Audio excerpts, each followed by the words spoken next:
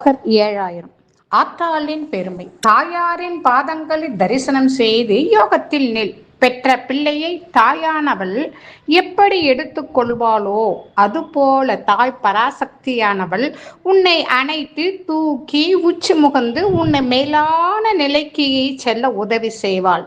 இவள் உன்னை பெற்ற தாயை விட உலகத்தின் அனைத்து உயிர்களுக்கும் தாயாவாள். இதை அறிந்து மனதை இவள் பக்கம் நிறுத்தி யோகம் பார்க்காவிட்டால் பின் இவளும் பார்க்காமல் போய்விடுவாள். இவள் இந்த அண்டரண்ட பதங்கள் எல்லாவற்றையும் தன் ஒரு குடையின் கீழ் ஆண்ட கன்னி பெண் ஆவாள். இந்த தாயாரை வணங்கவிட்டால் யோகம் ஞானம் முதலியவை சித்தியாகாமல் மனமானது அடங்காமல் ஆசை என்னும் பாம்பானது மன உறுதி அழித்துவிடும். இந்த ஆசை என்னும் பாம்பை தான் சிவன் தன்னுடைய கழுத்தில் மாலையாக அணிந்துள்ளார். இவர் வாசி யோகம் செய்து தாயின் மனம் குளிர்ந்து சிவனை தன்னுடன் வைத்துக் கொண்டார். திருமாலும் அவருடன் சேர்ந்து நின்றார்.